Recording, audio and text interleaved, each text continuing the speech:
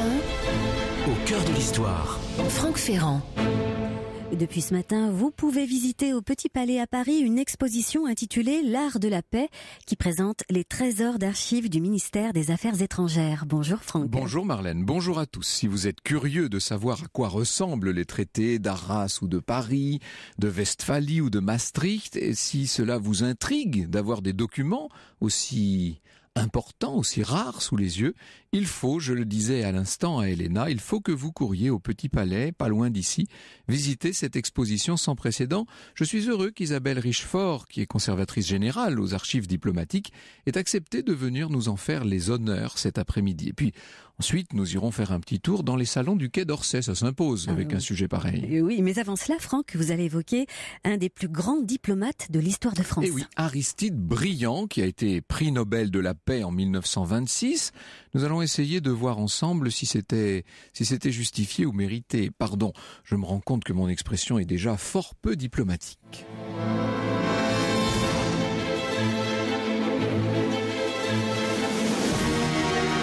Europe 1, 14h, 15h, au cœur de l'histoire.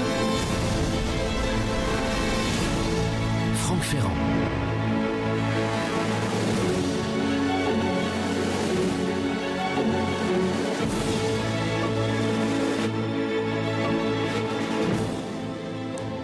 Nous sommes en 1902 au Palais Bourbon et le député de Paris Charles Benoît est en pleine discussion avec Jean Jaurès. Soudain, il voit arriver un nouveau député socialiste. Tandis que nous causions, apparut dans une des portes une figure extraordinaire, dit-il.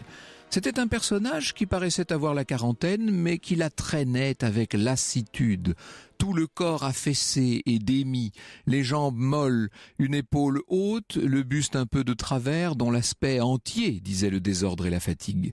On ne découvrait que de plus près les yeux bleu-vert voilés de gris, tantôt clairs, tantôt sombres, mais il y avait ces cheveux mal coupés qui faisaient tignasse, la moustache épaisse, la bouche affreuse au coin tordu de laquelle pendait un vieux bout de cigarette. « Oh, fis-je, mais qu'est-ce que celui-là » Jaurès regarda et répondit « Ah, c'est un des nôtres. » Je pensais bien que ce n'était pas le duc de Rohan, dis-je, mais encore. Jaurès rétorqua « C'est le fameux Aristide Briand. » Ce fameux Aristide Briand aura été au cours de sa vie 22 fois ministre. Il passera d'ailleurs 7 années quasiment d'affilée au ministère des Affaires étrangères. Il a été 13 fois président du Conseil, autant dire un record pour ce régime. Les chansonniers de l'époque l'appelaient l'artiste brillant, brillant I2L, et de fait, il était plus que brillant malgré son allure pour le moins négligée. Il venait de l'extrême gauche, Aristide Briand, même si par la suite il va incarner une forme de compromis, ce qui pourrait le faire qualifier de centriste. Surtout, il a œuvré constamment pour une forme d'équilibre dans la paix, ce qui lui a donc valu de se voir décerner en 1926 le prix Nobel de la paix. Les années 20, disons-le, ce sont les dernières de sa carrière. Ce sont celles où il prend toute son envergure, où il va donner sa mesure, se dépasser sans doute pour entrer dans l'histoire. Au lendemain de la Première Guerre mondiale, le 27 juin 1919, ça c'est une date dont nous aurons l'occasion de reparler tout à l'heure, puisque c'est celle de la signature du célèbre traité de Versailles. Ce 27 juin 19, Briand est chez lui, avenue Kléber, au 52 de l'avenue Kléber à Paris. Il a toujours une cigarette à la bouche, il faut l'imaginer presque toujours comme ça. Il est en train d'ouvrir son courrier et parmi les lettres, il y a un beau carton officiel, le priant d'assister le lendemain donc à la signature du traité de paix entre les Alliés et l'Allemagne vaincue. Briand regarde le carton, le retourne, il réfléchit, mais en lui-même, il a déjà pris sa décision. Il ne se rendra pas à Versailles. Après tout, ce traité a été rédigé sans sa participation, même s'il en a voté la ratification. Aristide Briand est convaincu de son insuffisance. Ce traité donne l'illusion aux Français qu'il va apporter la sécurité en Europe, qu'il va permettre la reconstruction grâce aux fameuses réparations exigées des Allemands. Et surtout, le traité leur fait croire qu'il maintiendra longtemps l'Allemagne affaiblie. Seulement Briand sait déjà du simple point de vue de la diplomatie, il sait que la Grande-Bretagne n'a pas l'intention de voir l'Allemagne végéter pendant trop longtemps. Il faut une Allemagne forte économiquement, ne serait-ce que pour ce qu'elle se trouve en mesure de payer ce qu'elle doit. Et puis, vous savez, il y a cette vieille tradition britannique de l'équilibre en Europe qui fait que, bien sûr que les Anglais ne se contenteront pas de cette situation. En 1921, Briand devient ministre des Affaires étrangères et président du Conseil. C'était comme ça à l'époque. La présidence du Conseil appartenait à l'un des grands ministres du cabinet, comme on disait. On est à une époque d'assemblée très conservatrice. C'est la Chambre bleue horizon, issue des urnes du lendemain de la guerre. Il n'empêche que M. Briand se réinstalle à son bureau, si l'on peut dire, du Quai d'Orsay, puisqu'il l'a déjà si longtemps occupé. Il le connaît mieux que quiconque, ce bureau-là, bien entendu. Il en est parti 4 ans seulement plus tôt. Il arrive tant bien que mal à son bureau vers les 9 heures, nous raconte Raymond Escolier dans ses souvenirs parlés de Briand. Sur sa table, pas même une feuille de papier, ou plutôt si, quelques feuilles de papier à cigarette. Pas le moindre dossier, pas le plus petit rapport. Notre homme reçoit quelques visites, le moins possible. Durant ce temps, pas une note, mais aussi combien de cigarettes grillées. Le soir, il termine sa journée vers les 8 heures. Mais quel feignant, dit Raymond Escolier. Et c'est vrai sans doute qu'Aristide Briand est un homme nonchalant. Feignant, c'est peut-être beaucoup dire, mais il est surtout doué d'une faculté de vision peu commune et bien sûr d'une éloquence rare. C'est un orateur exceptionnel. On dit de lui d'ailleurs qu'il a une voix de violoncelle. Sa conversation est toujours enjouée, elle est pleine d'humour. Il y a quelque chose de très particulier dans le regard de Briand, tellement intelligent. Vous savez, ce regard bleu-vert, un peu rieur. Briand est l'homme de la parole, mais aussi l'homme de l'action. Peut-être aussi celui du compromis. L'action met les ardeurs en œuvre, mais c'est la parole qui les suscite, dira un peu plus tard un certain général de Gaulle. Briand se donne comme principe d'action de privilégier toujours la négociation, la persuasion. Il est l'homme du long terme et non pas de l'effet immédiat. Devenu donc président du Conseil, il va se trouver confronté à l'épineuse question du montant des réparations que doit l'Allemagne.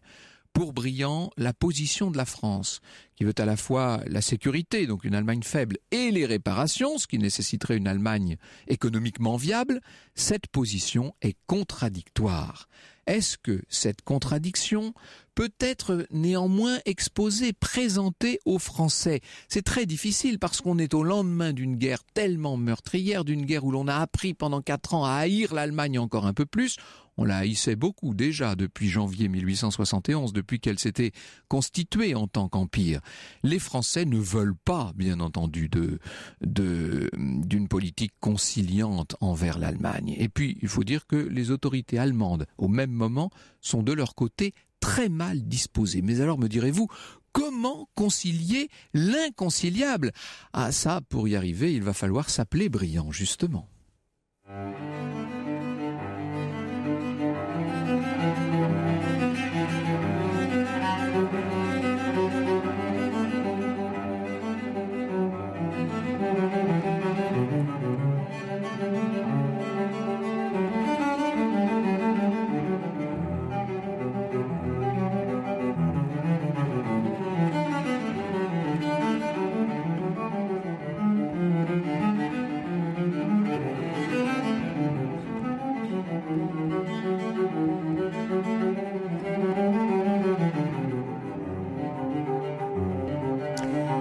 Voilà à propos de violoncelle, la suite numéro 1 pour violoncelle justement de Jean-Sébastien Bach sur Europe 1. Au cœur de l'histoire se poursuit dans quelques instants. Franck Ferrand nous ramène dans les années 20 et évoque l'homme politique Aristide Briand. Europe 1, au cœur de l'histoire. Europe 1, au cœur de l'histoire. Franck Ferrand. Aristide Briand est confronté, après la Première Guerre mondiale et la signature du traité de Versailles, à la question du paiement des réparations par l'Allemagne. Or, l'Allemagne fait face à des difficultés financières très importantes. Elle semble incapable de verser ces réparations. Quelle est l'attitude d'Aristide Briand vis-à-vis de l'Allemagne? Aristide Briand est connu pour sa politique de rapprochement franco-allemand. Alors, est-ce qu'il mène dès le départ une politique de conciliation? Dès le 24 janvier 1921, à la conférence de Paris, qui est une conférence interalliée où les Allemands Briand, évidemment, n'avait pas été convoqué, ai-je besoin de vous le dire. Dès cette époque, Briand va se prononcer pour une application stricte du traité, tandis que, en face, l'anglais Lloyd George serait pour un assouplissement des conditions imposées par l'Allemagne. Mais Briand, je vous l'ai fait comprendre à l'instant, n'avait pas vraiment le choix. Il va plutôt se montrer donc ferme à l'égard de l'Allemagne dans un premier temps. Et puis en mars a lieu une nouvelle conférence en présence cette fois des Allemands. Les Allemands font une proposition jugée ridicule, 30 milliards de marks or. Lloyd George est sidéré, il s'exclame « Il est temps de lever la séance car dans 5 minutes nous finirons par devoir de l'argent à l'Allemagne ». Les 5 minutes écoulées, Briand glisse vers Lloyd George sa montre qu'il a défaite ainsi qu'un papier. « Voici ma montre, dit-il, il ne vous reste plus qu'à donner votre chemise ». Finalement, on va parvenir 1 mois plus tard à fixer le montant des réparations allemandes à 132 milliards. C'est un montant qui, bon gré mal gré, est accepté par les Allemands.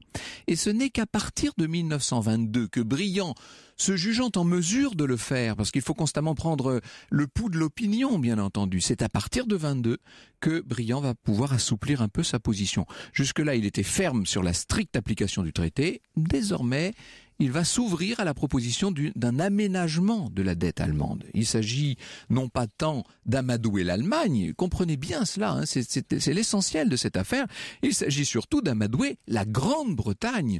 Ce que Briand, par ailleurs, a très bien compris, c'est que l'Allemagne reste un pays incontournable, c'est la grande puissance centrale au cœur de l'Europe. Bâtir la paix en humiliant l'Allemagne, ça ne permettrait pas de constituer un état de paix durable. D'ailleurs, il avait ô combien raison. On paiera très cher pour l'apprendre un peu plus tard. Le président de la République de l'époque, c'est Alexandre Mirand. C'est un personnage intéressant, Mirand. Vous savez, contrairement à la plupart des présidents du Conseil de la Troisième République, il entend bien avoir voix au chapitre. Il a une position politique qu'il défend. Et en l'occurrence, il est très hostile à cette évolution de la position du président du Conseil. Ce qui fait que Mirand va finir par désavouer Briand, qui démissionne. Il a 60 ans à ce moment-là. Et pendant 2 ans, il va s'installer à Cocherel. Il vit une sorte de semi-retraite. Et, il lit, il pêche, il fait du bateau à Ouistreham, lui qui a toujours rêvé d'être marin. Bref, il vit en gentleman normand, si je puis dire. Sa carrière, pour autant, est loin d'être terminée.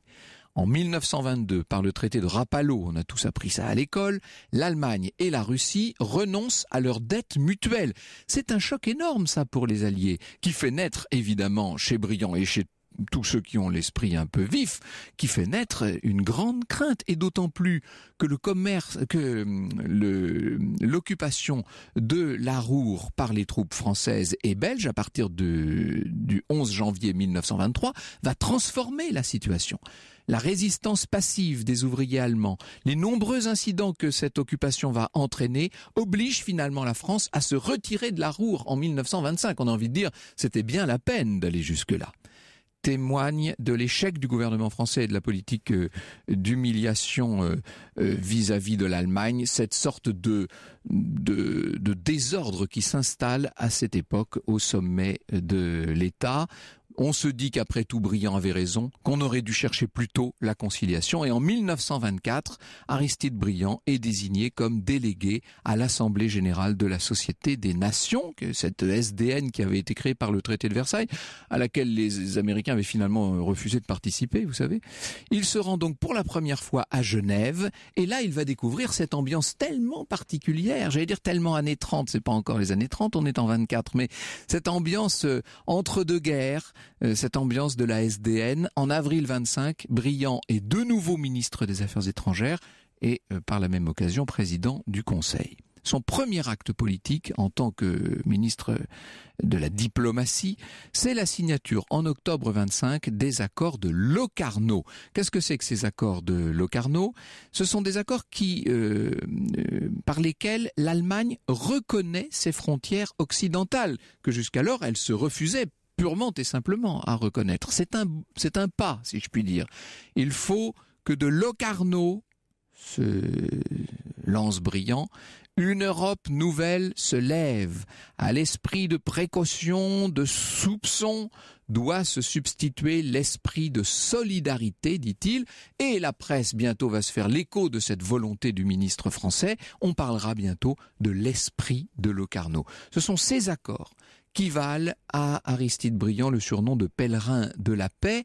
C'est évident qu'en France, ça suscite de l'espoir, et dans toute l'Europe d'ailleurs, mais derrière l'euphorie demeurent de très grandes et de terribles incertitudes. Il n'empêche, Briand désormais va mener une politique d'apaisement, et même, cette fois on peut en parler, oui, il ne s'agit plus seulement de se tourner vers Londres, mais on essaie bien de mener une politique de rapprochement franco-allemand. Briand se prononce même pour l'entrée de l'Allemagne au sein de la Société des Nations, dont elle était par nature exclue.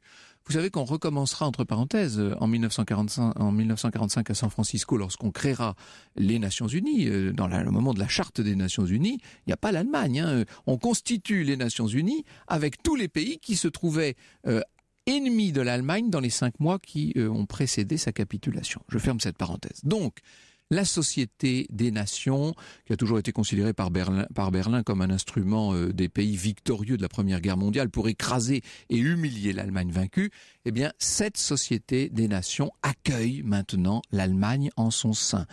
Comment pourrait-elle entrer néanmoins dans cette organisation, dans cet organe qui symbolise son humiliation? Depuis quelque temps, un nouveau ministre des Affaires étrangères pilote les relations internationales de l'Allemagne. C'est un certain Gustav Stresemann. Vous avez forcément entendu parler de Stresemann. Lui aussi incarne de son côté un véritable changement, une volonté de pacification de la part de l'Allemagne qui jusqu'alors n'était qu'amertume et ressentiment. À moins que la position de Stresemann ne soit une manœuvre pour duper Aristide Briand. Vous pouvez bien sûr réagir et poser toutes vos questions à Franck Ferrand et son invité, aujourd'hui Isabelle Richefort, conservatrice générale du patrimoine des archives diplomatiques, sur Twitter avec le hashtag ACDH, sur la page Facebook Au cœur de l'histoire ou encore sur europe1.fr. Bienvenue si vous venez de nous retrouver. On parle aujourd'hui du prix Nobel de la paix en 1926, Aristide Briand. Europe 1, au cœur de l'histoire.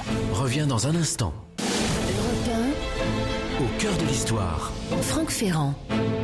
Et avec vous, Franck, on évoque aujourd'hui Aristide Briand. Nous sommes maintenant en septembre 1926. L'Allemagne fait une entrée triomphale à la Société des Nations. C'est ça, c'est le moment, ce jour mémorable pour les délégations des 55 pays présents à Genève, le retour de l'Allemagne dans le concert des nations, c'est exactement ça. Gustav Stresemann et Aristide Briand vont faire des discours qui sont passés à la postérité. La paix pour l'Allemagne et la France, cela veut dire c'en est fini de la série de rencontres douloureuses et sanglantes dont toutes les pages de l'histoire sont tachées, lance Briand.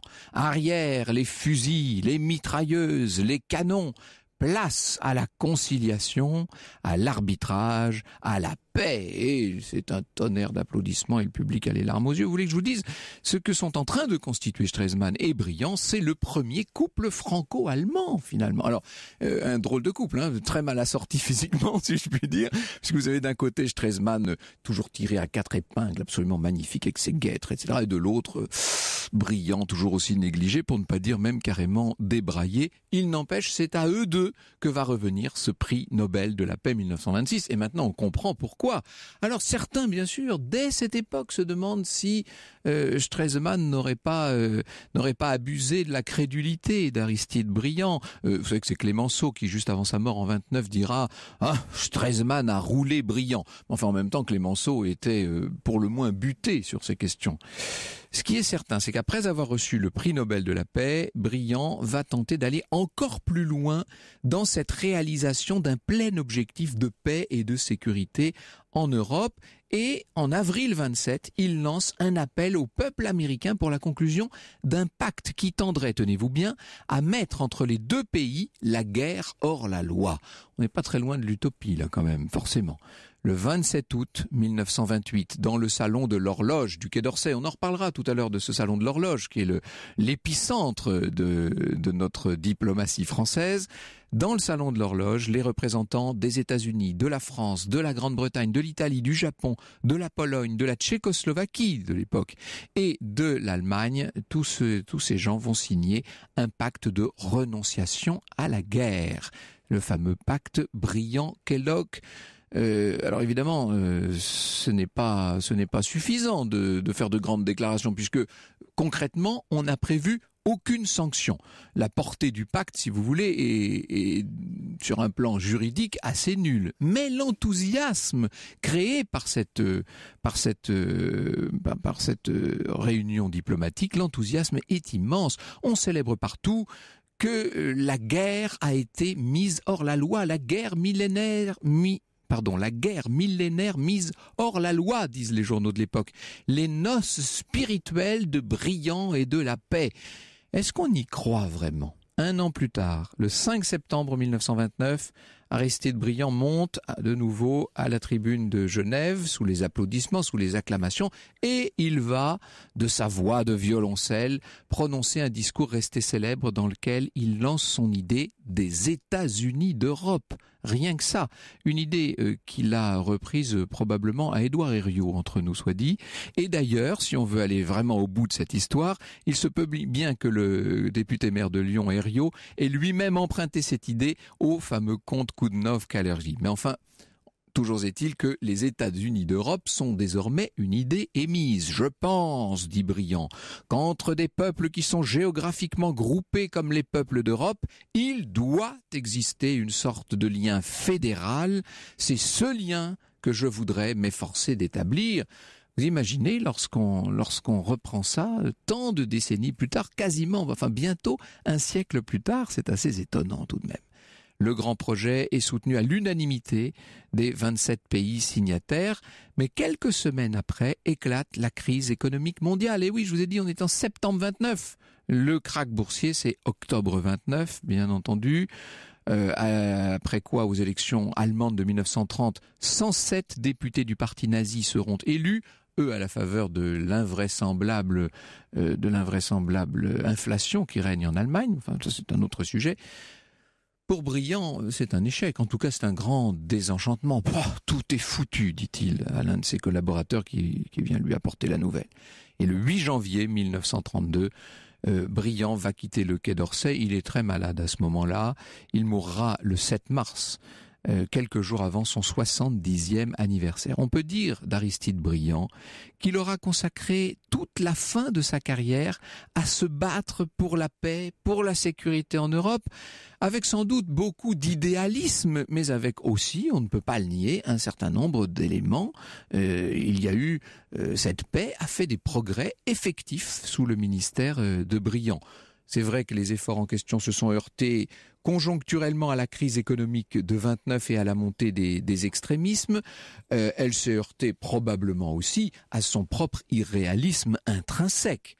Lorsqu'il s'éteint, Briand peut sans doute prendre la mesure de l'échec de sa politique. Et l'année suivante, puisque Briand meurt en 32, vous savez que l'année suivante, Hitler accède à la chancellerie du Reich allemand. Paul Claudel écrira en 1936 « Quand l'Europe a pris congé du bon sens, Briand a pris congé de la vie ». Bonjour Isabelle Richefort, merci beaucoup d'être avec nous cet après-midi. Nous avons beaucoup à évoquer parce que, au-delà de Briand, c'est toute la diplomatie millénaire de la France qui trouve à s'exposer en ce moment au Petit Palais. Europe 1, au cœur de l'histoire. Gagna.com. Europe 1, au cœur de l'histoire. Franck Ferrand.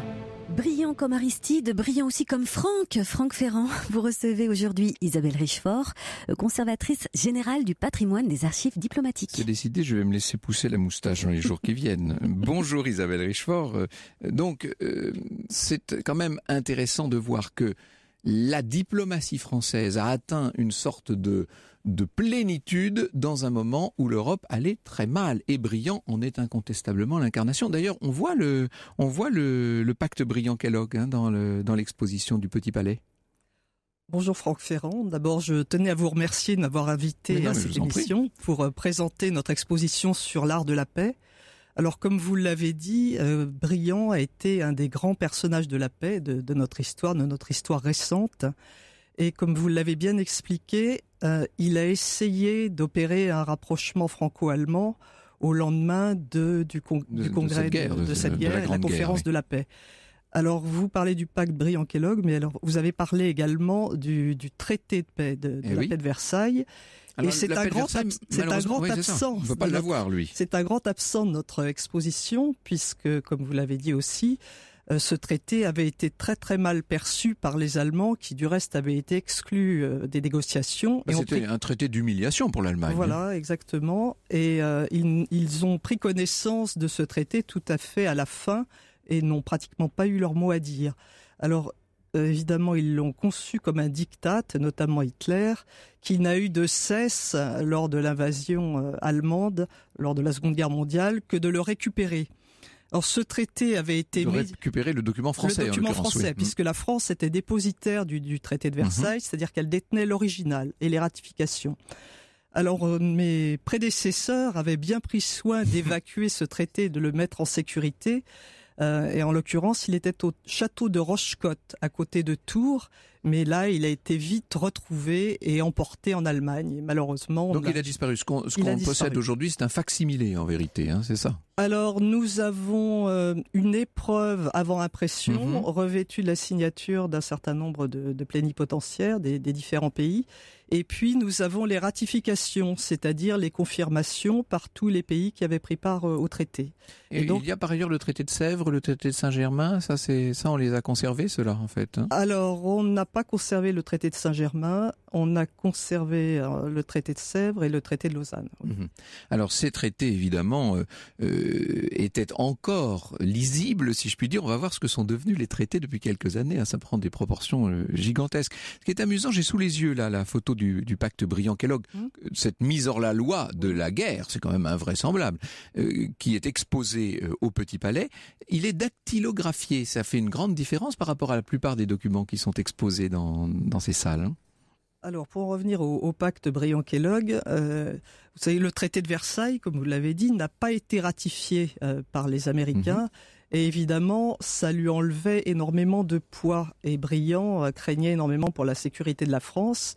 Et il a essayé, sur les conseils de Paul Claudel, qui était ambassadeur à Washington, de rattraper les choses, si je puis dire, en engageant les États-Unis à intervenir en cas de problème par un acte bilatéral. C'est ce fameux pacte Briand-Kellogg. Mais alors, les Américains ont élargi sa portée et ils en ont fait une déclaration générale auquel un certain nombre d'autres pays ont adhéré. Lorsqu'on lit, par exemple, vous parliez de Claudel, bien entendu, lorsqu'on lit Giraudoux aussi, bref, les auteurs de cette époque, on se rend compte que la diplomatie faisait quasiment partie de la vie quotidienne des gens. C'est un peu moins le cas aujourd'hui. Évidemment, la diplomatie se fait d'une autre manière. On s'intéresse un peu moins aux documents et un peu plus aux interventions concrètes, si je puis dire. Il y a une évolution de ce point de vue. Alors, il y a une évolution très importante, ne serait-ce que par la forme des actes, parce que pour les personnes qui ont pu aller voir l'exposition ou qui iront la voir, ils seront frappés par l'aspect assez spectaculaire et soigné d'un certain nombre de documents. Peut-être pas les traités eux-mêmes, mais surtout par les ratifications qui prennent parfois la forme de magnifiques portefeuilles de velours avec les armes des pays concernés, des boîtes à sceaux en argent, en métal doré, en or parfois, avec de magnifiques sceaux à l'intérieur. Alors évidemment, ce n'est plus du tout le cas. Les actes diplomatiques sont en général, quand il s'agit de traités, au moins pour la France, sur un papier spécial, un papier fileté. mais on constate que la forme se dégrade. Oui, bien sûr.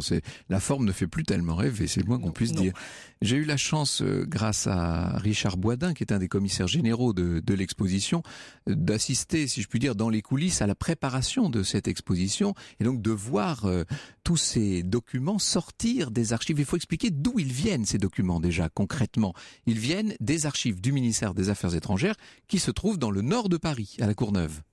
Alors, la plupart des documents viennent en effet de la Courneuve, puisque les archives diplomatiques ont déménagé à partir de la fin de l'année 2008, et le déménagement s'est étalé sur plusieurs mois. Il a été terminé en 2010. Mais ces archives se trouvaient auparavant au Quai d'Orsay, et depuis l'origine du Quai d'Orsay, c'est-à-dire dans les années 1850.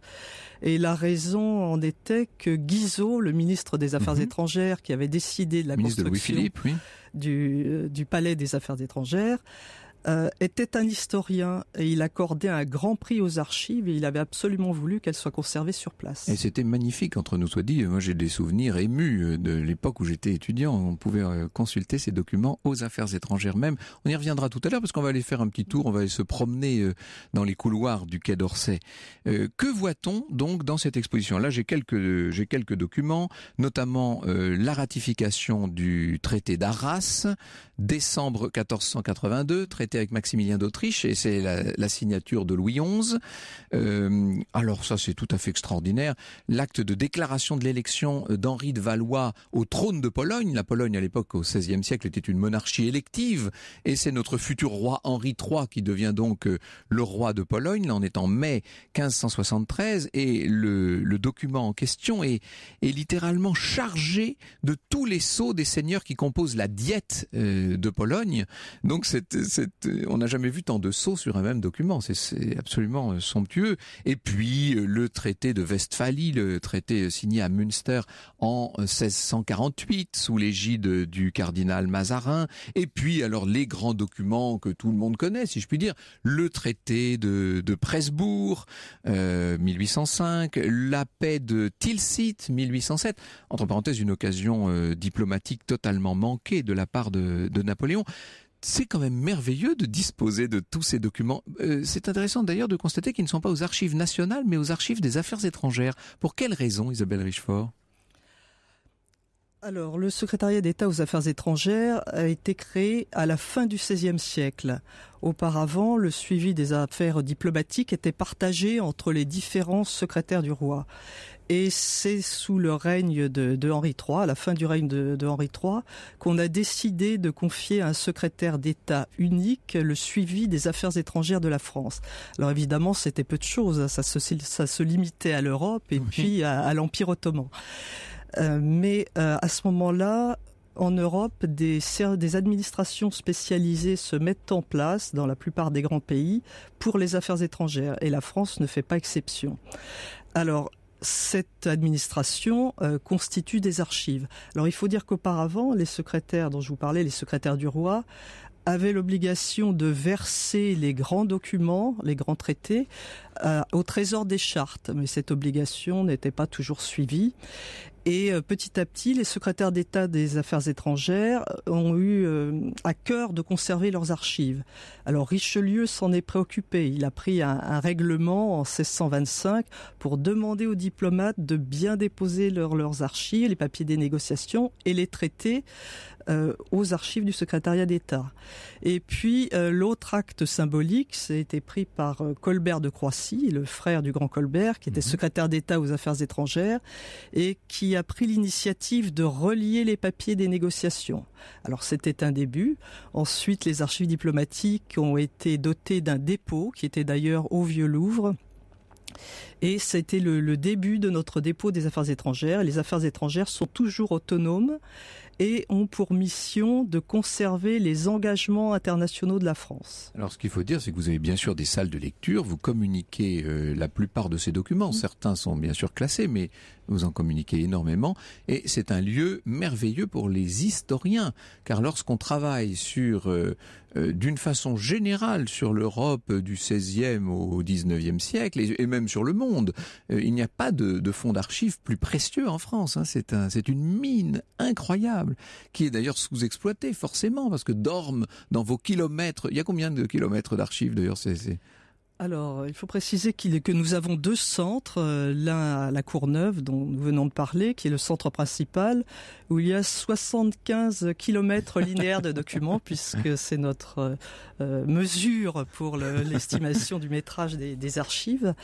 Et puis, nous avons une petite quarantaine de kilomètres à Nantes aussi, au centre des archives diplomatiques de Nantes.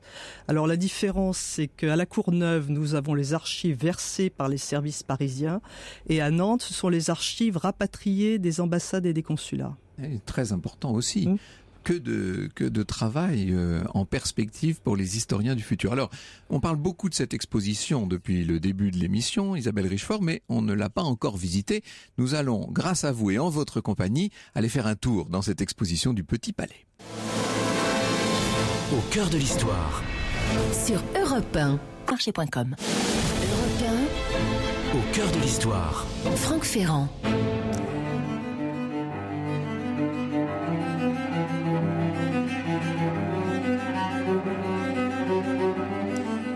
Oui, Franck Ferrand, vous recevez aujourd'hui Isabelle Richefort, conservatrice générale du patrimoine et archives diplomatiques, à l'occasion d'une exposition L'Art de la paix au Petit Palais à Paris, visible jusqu'au 15 janvier 2017. Oui, et l'exposition s'est ouverte seulement ce matin, donc nous sommes vraiment, nous vous la faisons visiter, si je puis dire, quasiment en avant-première. Il faut expliquer, Isabelle Richefort, de quoi elle se constitue cette exposition. D'abord, il n'y a pas que des documents et des traités. Il y a beaucoup d'œuvres d'art. Tout ça est quand même agréable à voir. Alors, effectivement, nous avons bénéficié d'un partenariat avec le Petit Palais, ce qui nous a permis d'enrichir considérablement l'exposition, parce que, comme vous l'avez dit, une exposition... Ça ne montre que des papiers, oui, ça peut être un peu austère, forcément. Une exposition de documents, traités, et puis autres documents, ouvrages de bibliothèque, etc., ça peut être un peu austère. Donc, grâce au partenariat avec le Petit Palais, nous avons pu illustrer ces documents, qui représentent autant de grands moments de l'histoire de France et de ses relations au monde, et puis qui montrent des personnages, des chefs d'État, des diplomates, qui montrent des allégories de la paix. Alors là, on a de grandes peintures, de Coipel, de Simon Vouet, etc. Oui, alors s'il s'agit dans la plupart des cas de peintures allégoriques, parfois nous savons de quel événement il s'agit. Mais parfois, ça reste mystérieux. C'est mystérieux. Ce sont des allégories de la paix, donc très traditionnelles. Les peintres utilisent en général des dictionnaires allégoriques, l'iconologie de Ripa, par exemple, qui fait référence et qui indique comment représenter la paix. Alors c'est en général une femme qui tient une corne d'abondance. On y voit des poutis, des couronnes de laurier, d'autres ornements. Et ces peintures de style académique finalement ont perduré jusqu'au 19e siècle. Il y a un tableau de Blondel, beaucoup plus tardif. Je n'ai pas choisi tout à l'heure l'évocation du ministère des 2 derniers ministères brillants par hasard. C'est que vous parlez de paix, on évoque constamment la paix, on montre des allégories de la paix, etc.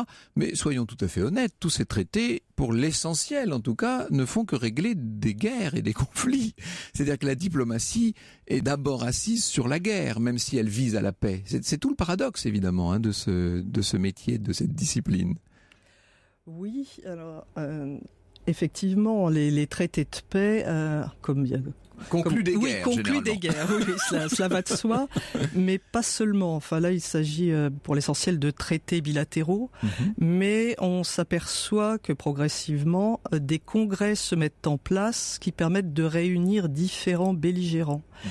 Et alors il y a eu un premier congrès, l'historien Jean-Pierre Bois dit que le premier congrès de paix c'était le congrès d'Arras de 1435, mais il y en a eu d'autres par la suite, et notamment on fait référence au grand congrès de Westphalie de 1648, qui a été le premier grand congrès européen par le nombre des plénipotentiaires et des diplomates. C'était une vraie conférence diplomatique en fait. C'était une vraie conférence diplomatique.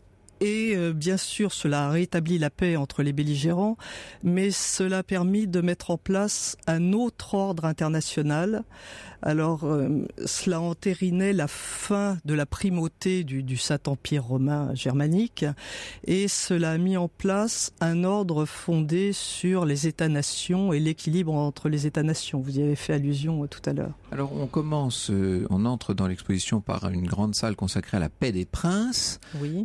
C'est l'époque où la diplomatie se faisait entre cousins, si l'on peut dire, entre les rois, les princes, etc. Voilà, exactement. Et nous faisons allusion, alors le fameux traité de Verdun de 843 entre qui partage l'empire de Charlemagne entre ses petits-fils n'a pas été conservé, mais nous présentons à l'exposition une chronique de Nithard qui fait allusion au serment justement entre deux des fils de Louis le Pieux, petits-fils de Charlemagne. Et par la suite, donc il y a cette salle consacrée aux allégories de la paix dont vous parliez, oui. Plus artistique, ça, d'une certaine manière. Oui.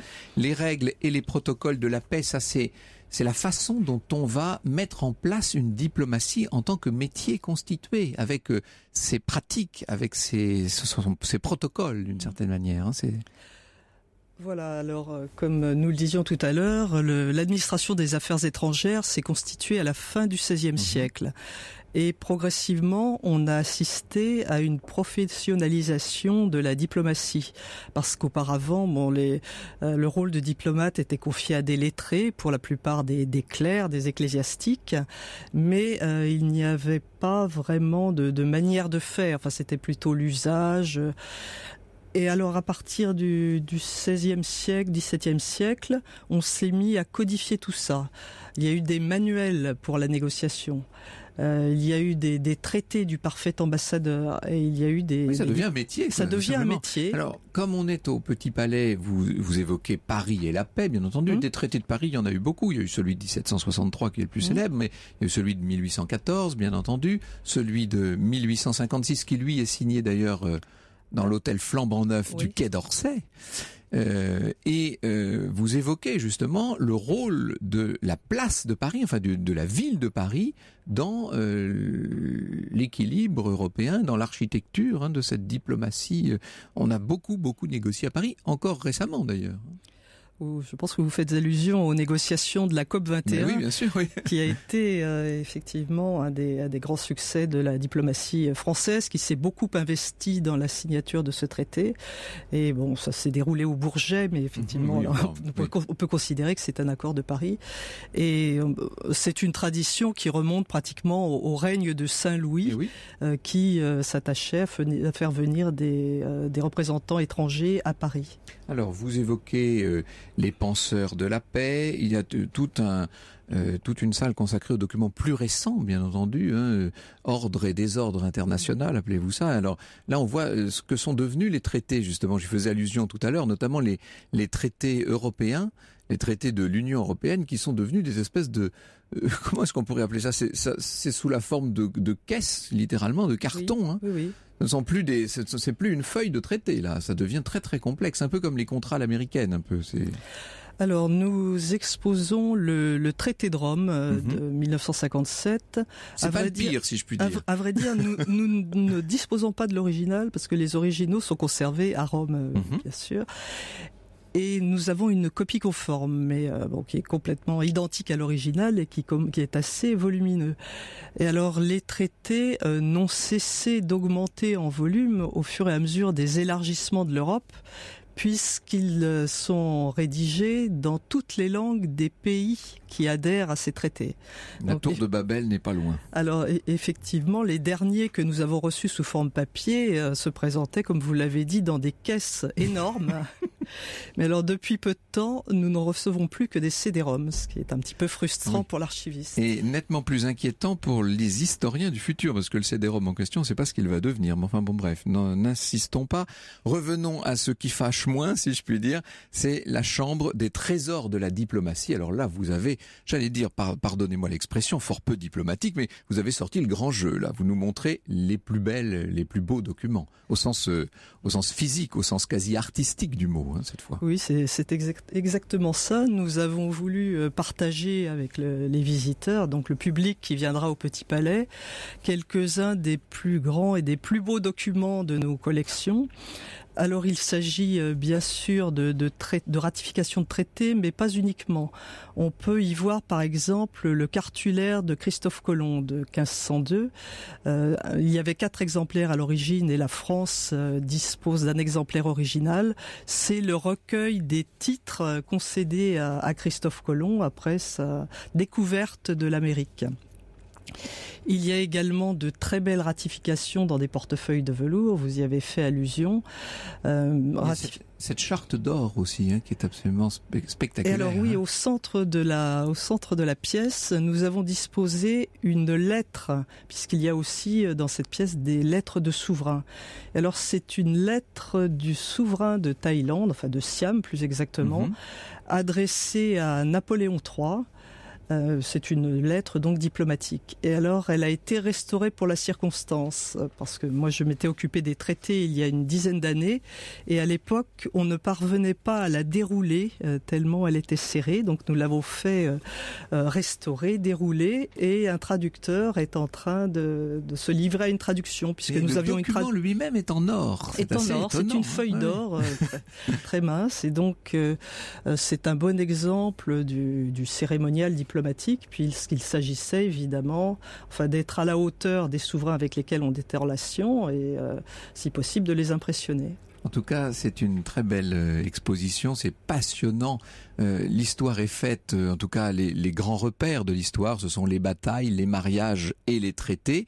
Eh bien là, les traités, nous les voyons. Pour la première fois, on les a sous les yeux grâce à cette exposition L'Art de la Paix au Petit Palais. C'est jusqu'à quand on a un petit peu de temps encore, jusqu'au 15 janvier prochain. Bon.